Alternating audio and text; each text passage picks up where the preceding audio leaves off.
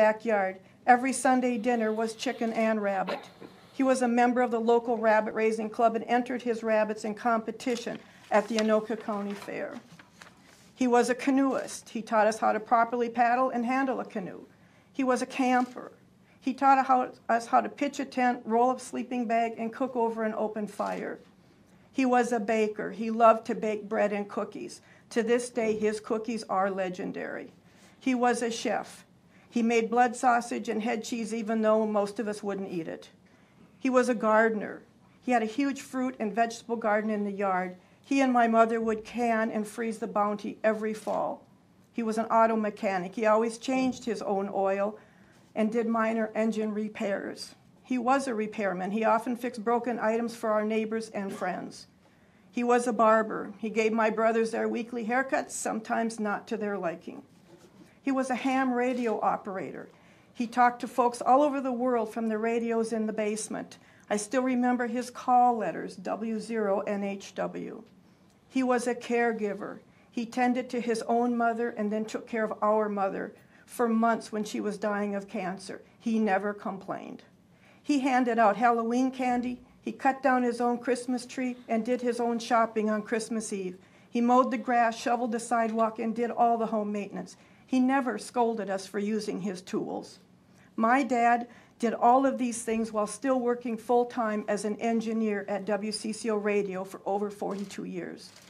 Although he was 95 at the time of his death, he was doing very well in his home. He had eyesight and hearing issues, and his balance was off, but he still puttered around the house.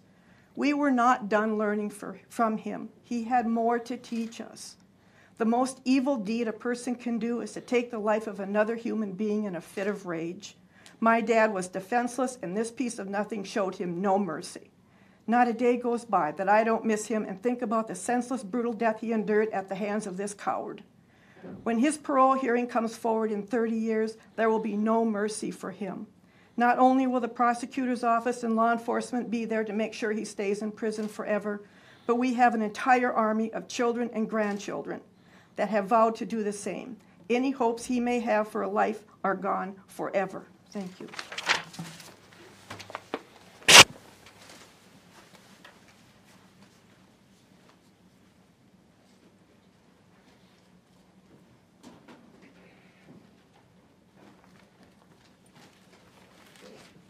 Good afternoon. I'm John's wife. I'm going to read his. Speak up, Mom. You'll do good. Our dad, Al Leyline, was a good, hard-working, compassionate, honest, gentle man. He was dedicated to his family. He loved life, and he lived it to the fullest and always to the benefit of his family.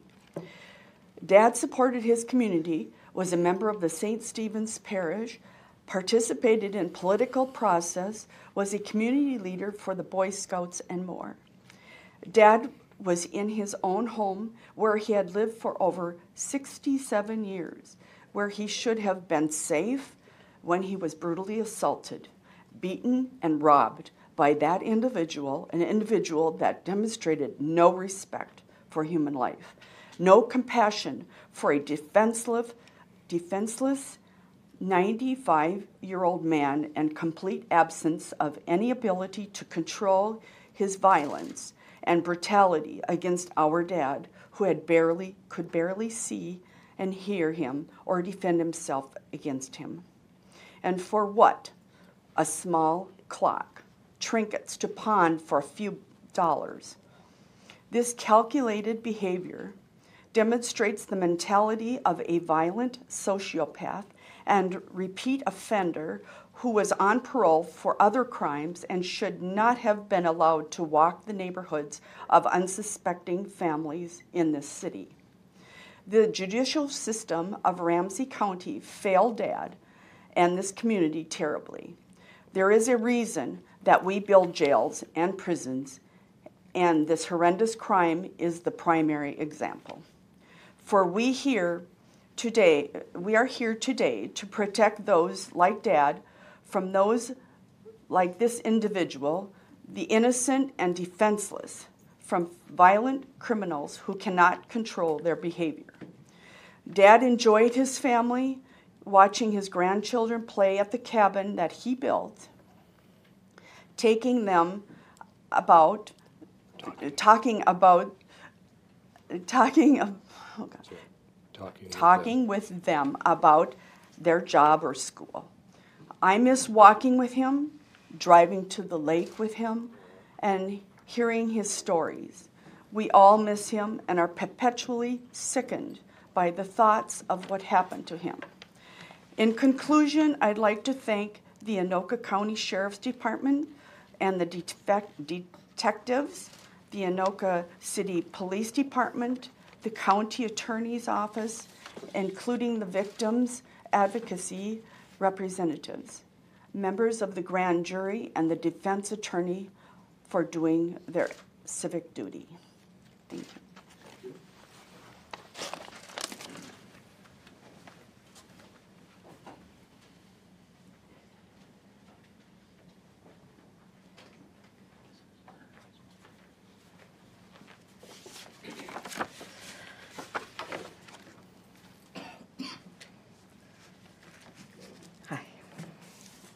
Judge Sullivan, and future judicial and correctional system people.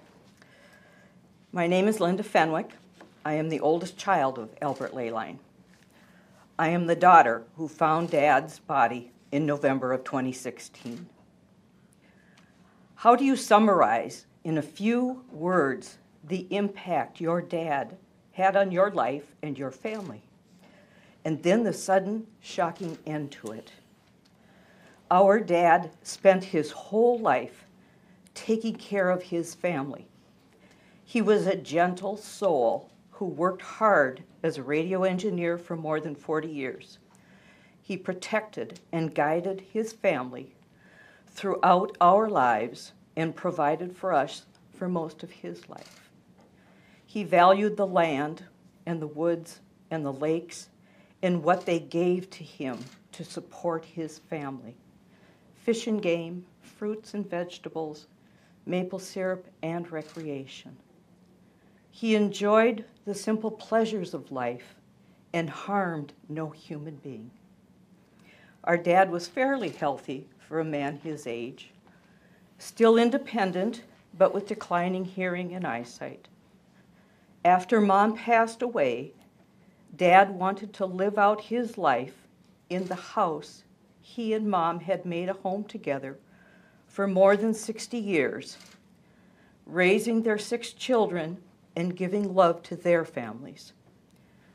We did the best we could to give Dad his wish of continued independence by providing support and care and checking on him regularly.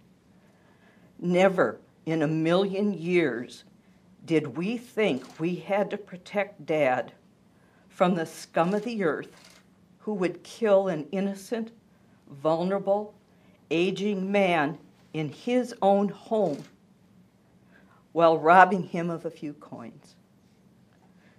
We were fortunate that many of us were able to celebrate Thanksgiving with Dad, Grandpa, a couple days before his death.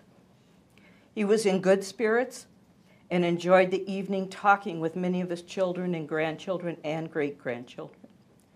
He continued to share his knowledge with all of us. Even though he was 95, he looked forward to making maple syrup from the sap of his trees. He looked forward to planting his garden. He looked forward to making wine from his grapes. He looked forward to going to his cabin, fishing, and walking in his woods. He looked forward to his grandchildren and great-grandchildren's visits and showing them his garden. These are the memories and images I must remember and try to forget the vision of Dad's brutally beaten, bloody body. This soulless person who murdered Dad should never be allowed to walk the face of the earth again. He should never be allowed to see offspring grow up or have any freedom to enjoy life. He should not be able to celebrate a holiday or birthday with his family ever again. because this murderer took all of these things away from our dad and from the family who loved him. I am grateful that the last time we were with Dad was for Thanksgiving. We will always remember our dad, Grandpa, as an intelligent, hard-working man, a dedicated husband, father, grandfather, and great-grandfather, who gave so much to his family for all of his life. Thank you.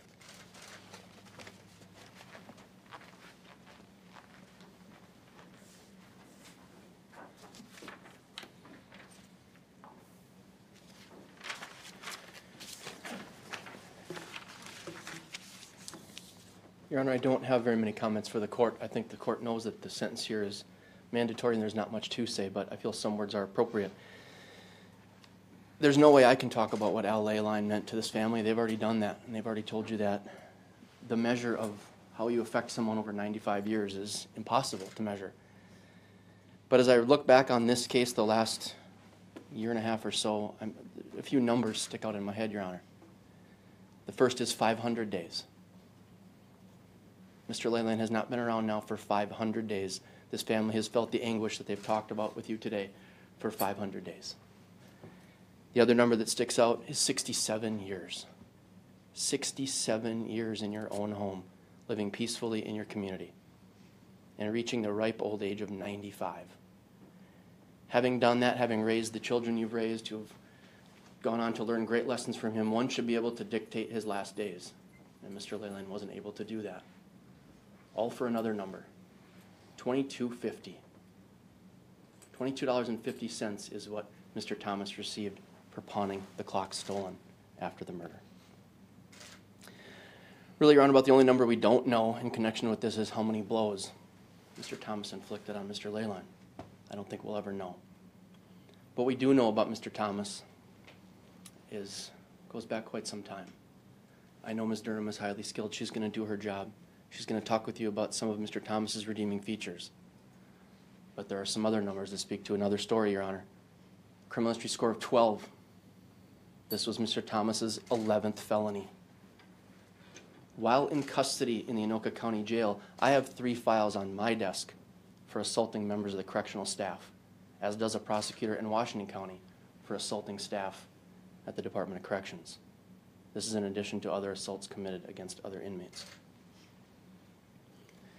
Your Honor, those numbers speak to someone who should be locked away for as long as possible. When I look back over 20 years, Your Honor, there are times when we've sentenced defendants to prison and it's created some sort of angst, a life wasted. You wonder, had that person gone on, could they have been a productive member? And is that now taken away the ability to somebody to be productive? And there's some angst involved sometimes in sending someone to prison. I don't have that angst today, Your Honor. 12 criminal history points, 11 felonies, and a continued record of assaulting staff. A few procedural things, Your Honor. First of all, at the time of the plea, I don't know how much we discussed it, but we require leave of the court to dismiss the other counts of the indictment. I'd ask the court to grant us that. And assuming you do so, we would dismiss the remaining counts. So be it. Thank you. The other thing, Your Honor, is restitution. In terms of restitution, Ms. Durham and I talked a little bit this morning. The family's not seeking restitution for any missed working time, travel arrangements, any of that, and that's sometimes typically requested. The amount of the funeral expenses was well over $8,000, Your Honor, and they're not requesting that either. The Minnesota Crime Victims Reparations Board has a cap of funeral expenses at $7,500. I'm asking the court to sign a restitution order in that amount to CVRB, but I think the court should know the family's not requesting the additional amount over the $7,500. They don't want a yearly, maybe every 2 years, maybe every 5 years reminder of what the defendant did to their father. So I'd ask the court to sign that if I can approach. No objection, Your Honor. Finally, Your Honor, the only thing left for this court to do then, after hearing from Ms. Durham and possibly Mr. Thomas, is to pronounce Mr. Thomas' sentence, which of course is mandatory, a life sentence with the possibility of parole. with credit for 496 days. Because he's been in jail since 4 days after the offense, 500 days since we lost Mr. Leyline. Perhaps day 501 will be the time that they can finally hit rock bottom and come back from this. I don't know, but maybe 501 is the day. That's all I have. Thank you. Thank you. Mr. Trim, you wish to speak for Mr. Thomas today?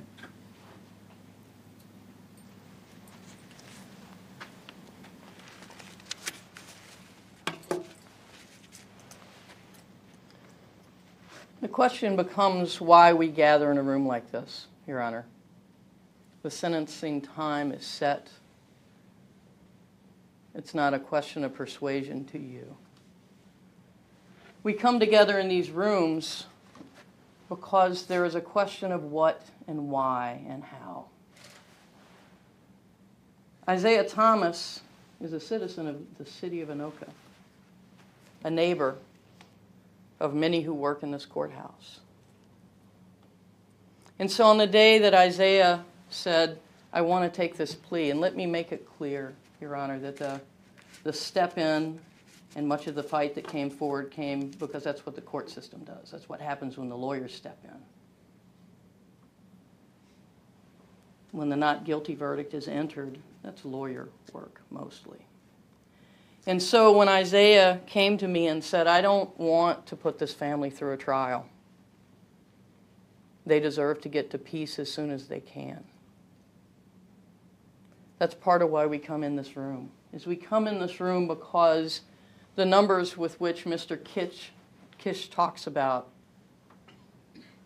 don't provide the insight as to how we got in this room.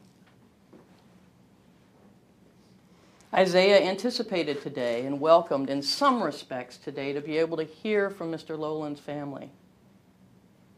The actions of Isaiah Thomas on that day in November 2016 were no actions he had ever engaged in before.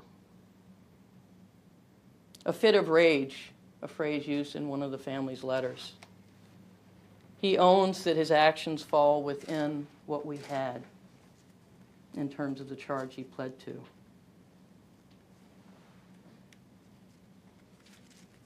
But there were many days living in the city of Anoka, walking down the street, and I've wondered, as he walked down the street, how did his neighbors view him? If the Lowlands had seen Mr. Thomas typically dressed in tennis shoes or Timberland boots and blue jeans and a flannel shirt or perhaps a sweater, did they think there's one of my neighbors? Do any of us do that? Isaiah grew up most initially in Milwaukee, and his mother brought the family to the Twin Cities with his siblings to make a better life. And initially, she really struggled. They lived in shelters. The first apartments they got were apartments that no one would necessarily want to be in. Roaches, not always warm or hot water.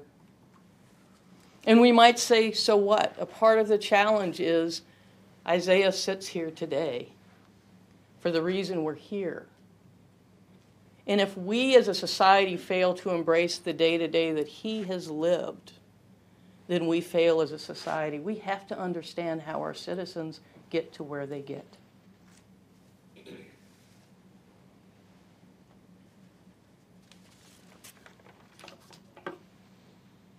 It's easy to say, well, he's done this stuff before, let's just send him away again. Of course he's here. Of course he had all those felonies, and we certainly should lock him up forever. And that's where we are, at least for 30 years. But what of when he was a teenager? And he stole some items, and he was locked up for some years. And what does locking up mean? What we do is we take people away from their families. We take a 16 or 17-year-old away from his mother and his sisters and his little brother. And we take away natural movement. Sure, they go to school, but they move in line. They are drilled orders from juvenile facility workers who really are deputies.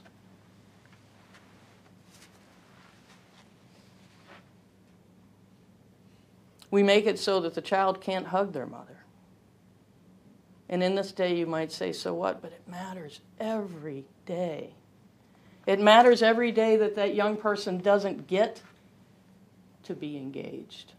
And it matters as they grow and figure out how to deal with that piece of thing. The Judaic Talmud says that when we steal a goat from our neighbor, the punishment is 3 goats. In the state of Minnesota, when you steal a laptop computer or a television, you get 2 or 3 or 4, 7 years in prison. No one is made whole. The individual has lost their property. They are not made whole. The individual who has taken the property is made less whole because they are shackled and they are thrown in a place where there is very little light, very little human contact at all. And then we ask Mr. Thomas when he gets out to be okay. I am grateful for the words of the Lowlands today because it does honor to Mr. Lowland. That's part of why we all come together, is to deal with the grieving process and to know the man. And as I sat there, I wondered what if there had been someone who, when Isaiah was 8, said, come here, let me show you what I'm doing with this fishing lure. When he was 14, said, I'm going to show you how to change your own oil because you don't need to be paying that guy down the street $30. And they slide under the car and they put the drip pan there. Somebody in the life to give that guidance.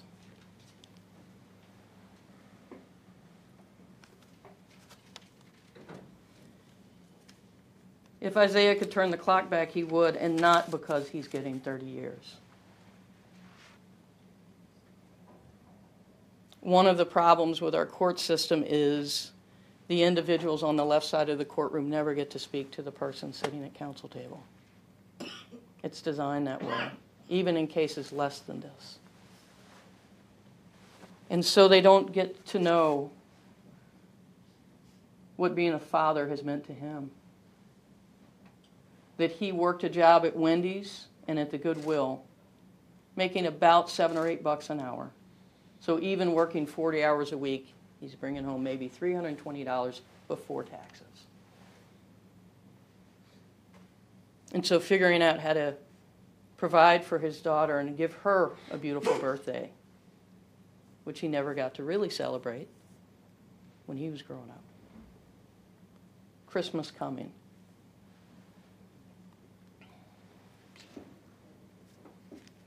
We talk about how we raise our children and we know what's good for them, to hold them, to love them, to provide for them, to support them in school. And Isaiah's mom, boy, she did all she could. She really did. But the system's not set up for that.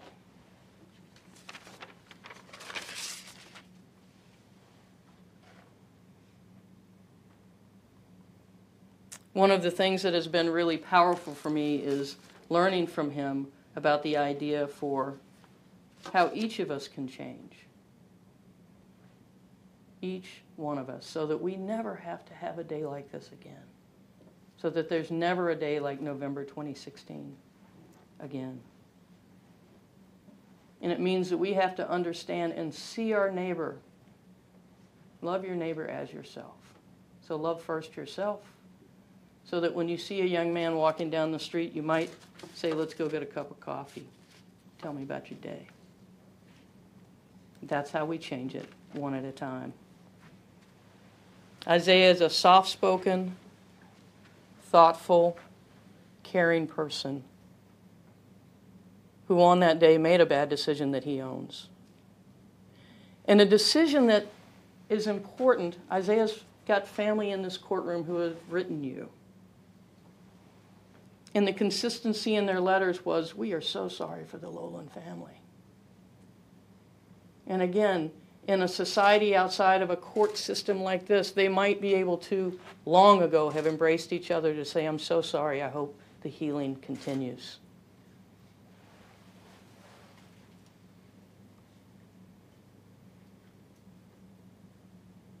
He's a man that sometimes has laughter and sometimes has a gentle smile.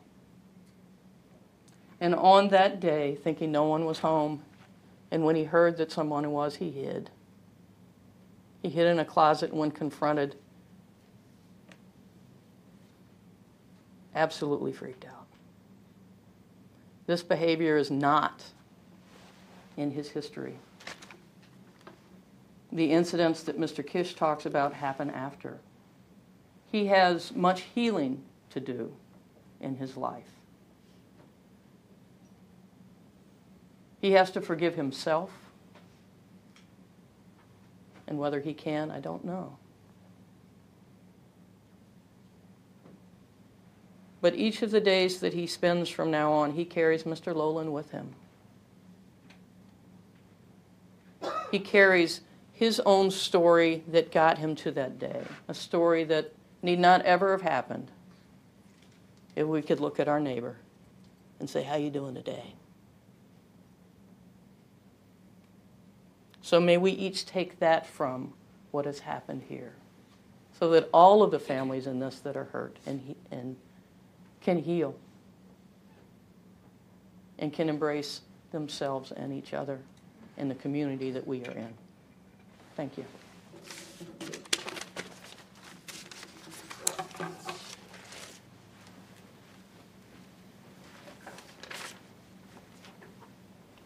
Mr. Thomas, is there anything you want to say before the court imposes sentence, sir? Yes, sir. He does, Your Honor. Do you want him here at the Oh, you can stay right where he's at, that's fine. I wrote something that I was going to read off to the court.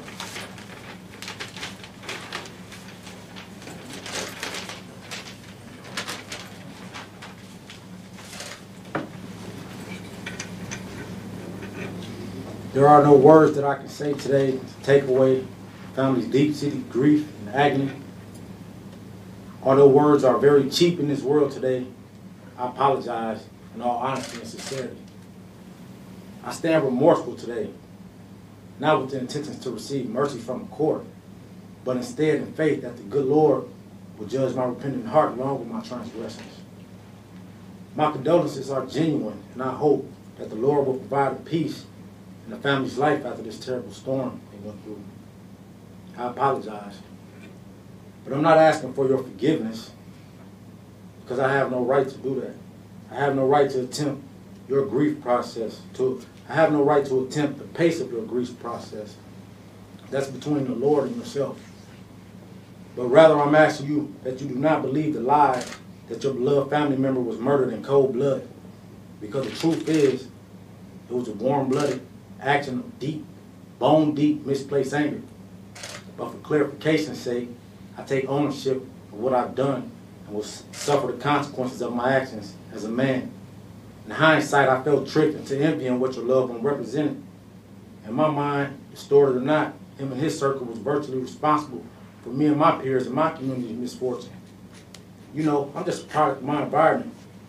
And in my environment, every time I turn around, it's an older white man putting me in cuffs. An older white man hitting the gravel, sending me away.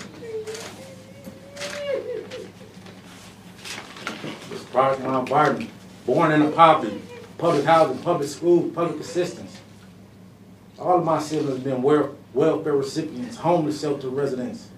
You know, though I got two sisters that's college graduates, a younger brother that's in college, they beat the odds in my eyes. I'm just a product of my environment. Never knew my father. At 2, he was going to do a prison sentence. He was a felon. My big brother's a felon, my uncle's a felon, my peers are felons. It's my environment. At age 15, I was certified. These theft crimes made it to my adult record. And at 18, I was released, but this affected the job, the housing, the schooling I was even allowed to go to.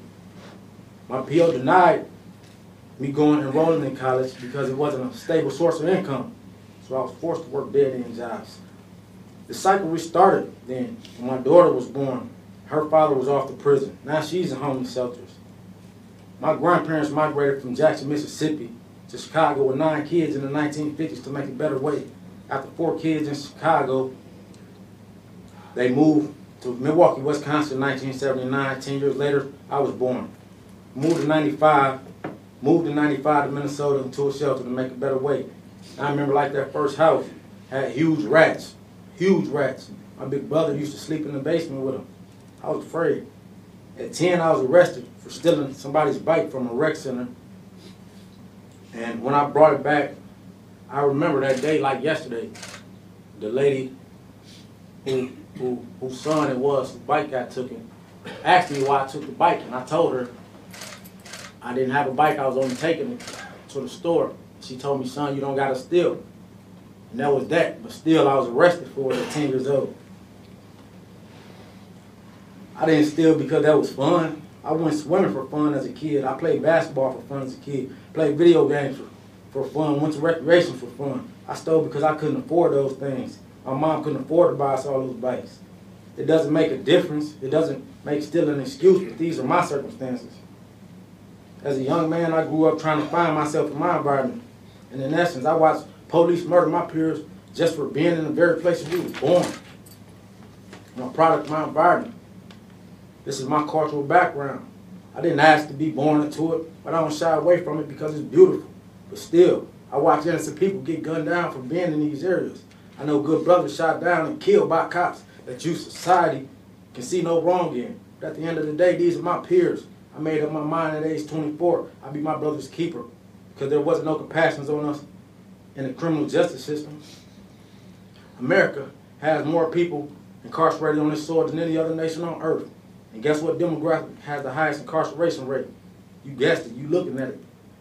U.S. criminal justice system designs laws specifically and maliciously targeted. The U.S. criminal justice system designs laws specifically to target certain geographical locations. But don't have pity on me. Learn from me.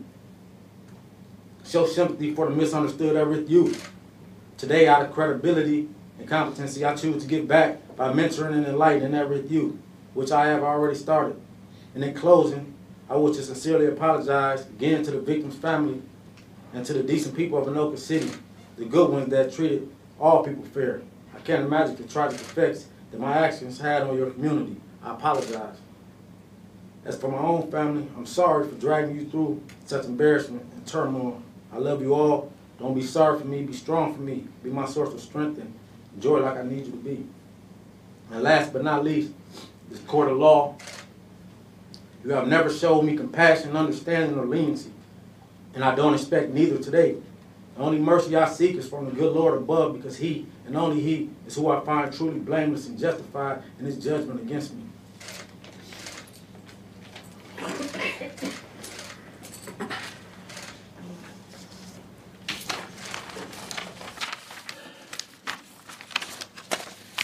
Well, I've received, as I say, a number of victims' impact statements, more than I've received before, and listened to persons speak today, family, and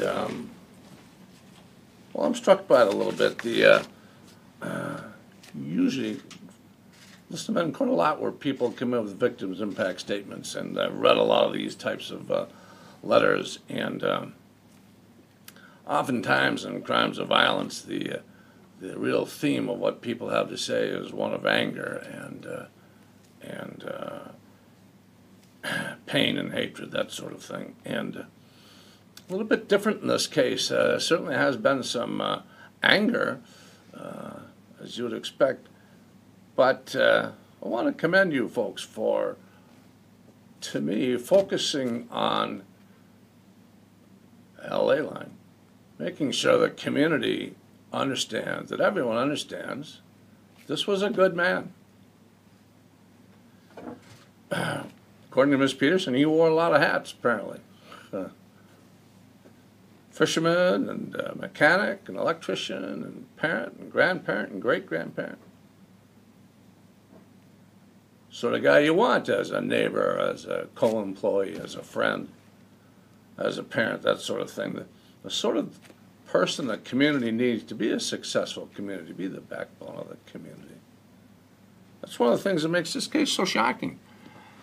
not just the level of violence, but that, gee, if a nice old guy like Al Leyline isn't safe in his home, well, who is? It's a shocking case, the level of violence. I think, Mr. Thomas, you shocked yourself, I think. Had a hard life, no doubt about it. Hope you take some solace, folks, in the fact that you sort of rallied together for support.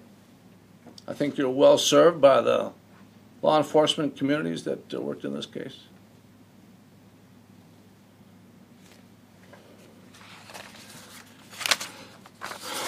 Well, Mr. Thomas, let's get to it, huh? If you'll stand up, please.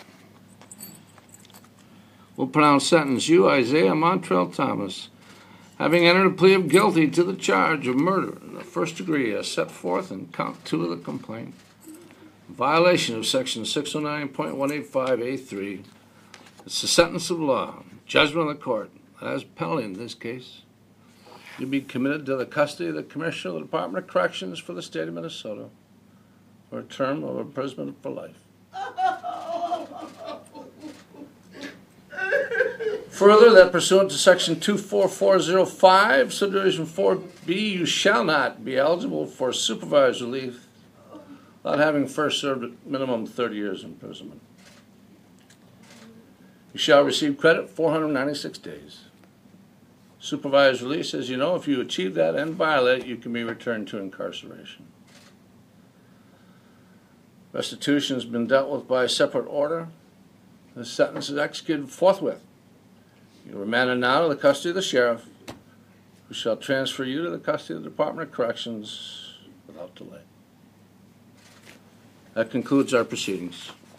Your Honor, there is another file that was tracking this matter. They want that dismissed, I thought. Right, Mr. Kish? Yes. All right, thanks for your time. Thanks, Dylan. Yep.